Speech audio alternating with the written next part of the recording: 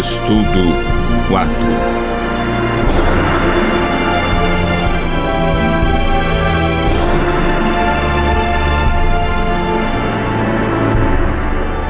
O plano da salvação.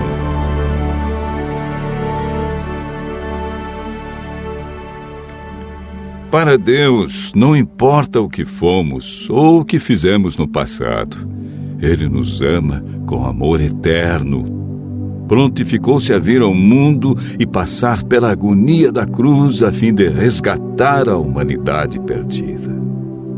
Entretanto, há muitos que se perguntam: como posso ser bom diante de Deus? Como posso apagar meu passado? Como posso ser apresentado sem culpa diante dele? Como posso ser salvo? O caminho para a vida eterna é muito fácil de ser achado e compreendido, mas poucos sabem como ir a Cristo e experimentar perdão, alegria, paz de espírito e esperança. O estudo de hoje mostra a resposta bíblica para uma vida cristã vitoriosa.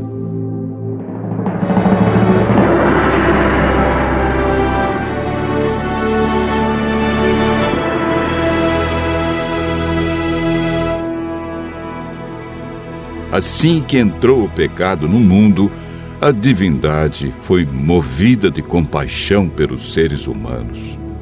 O Pai, o Filho e o Espírito Santo elaboraram um plano de redenção.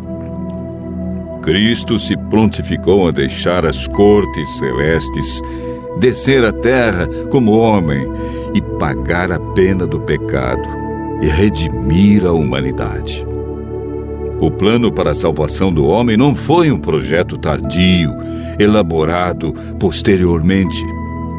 Já antes da criação do mundo, Deus viu que o homem poderia errar. Ao pecarem, Adão e Eva perderam sua natureza perfeita.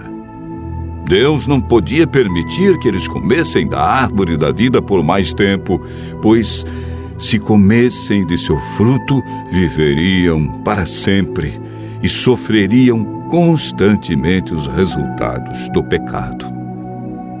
A Bíblia afirma que por um homem entrou o pecado no mundo e pelo pecado a morte. Assim também a morte passou a todos os homens, porque todos pecaram.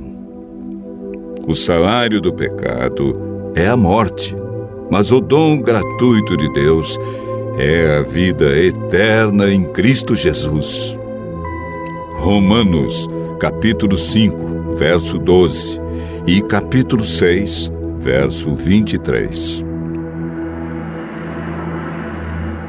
Após a entrada do pecado, Adão e Eva ouviram a voz do Senhor Deus que andava no jardim pela viração do dia. Esconderam-se da presença dele, o homem e sua mulher, por entre as árvores do jardim. O pecado fez separação entre Deus e o homem. Ainda que o homem tenha fugido do seu Criador, Deus lhe deu a certeza de que seu único filho deixaria o céu e nasceria de uma mulher. Não faria uso da sua divindade e, através de sua morte na cruz, acabaria com o domínio de Satanás neste mundo. Desde a entrada do pecado, o ser humano foi destituído da glória de Deus e perdeu sua natureza perfeita.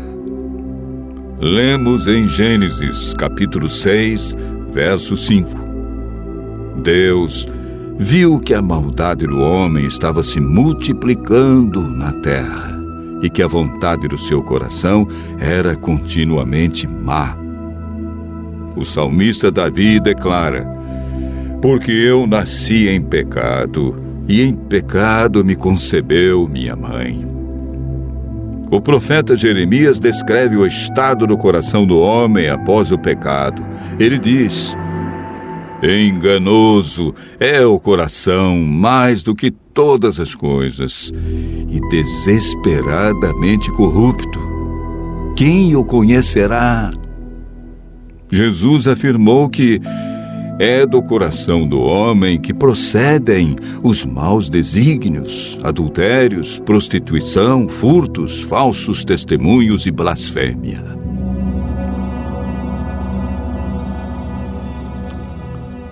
Primeiro Coríntios 2, verso 14, afirma que o homem natural não aceita as coisas de Deus porque lhe parecem loucura.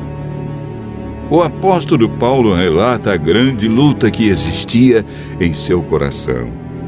Ele declarou: porque eu sei que em mim, isto é, na minha carne, não habita bem nenhum, pois o querer o bem está em mim, não, porém, o efetuá-lo, porque nem mesmo compreendo o meu próprio modo de agir, pois não faço o bem que prefiro, mas o mal que não quero, esse faço. Mas se eu faço o que eu não quero, já não sou eu quem o faz, e sim o pecado que habita em mim.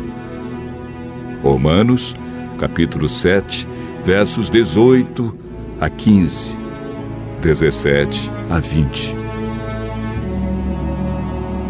Jesus é o Cordeiro de Deus que foi morto desde a fundação do mundo. O profeta Isaías declara: ele foi humilhado, mas não abriu a sua boca. Como cordeiro foi levado ao matadouro, e como ovelha muda perante os seus tosqueadores, ele não abriu a sua boca. Isaías 53, verso 7. A Bíblia afirma que naturalmente o homem é escravo do pecado. É por meio do Espírito Santo que somos transformados em novas criaturas. 1 Samuel 10, verso 6, afirma: então descerá sobre ti o Espírito Santo, e serás mudado em outro homem. O Espírito Santo nos convence do pecado, da justiça e juízo. Ele nos guia ao conhecimento da verdade e implanta os princípios da lei de Deus no coração.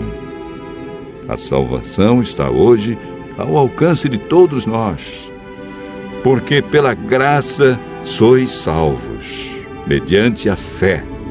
E isso não vem de vós, é dom de Deus.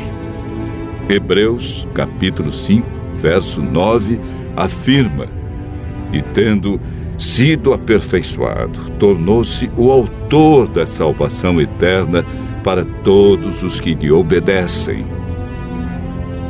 A obediência é fruto da salvação em Cristo Jesus. Continue ouvindo a voz de Deus e aceite a salvação através do grande sacrifício de Jesus Cristo, realizado na cruz para ter a vida eterna.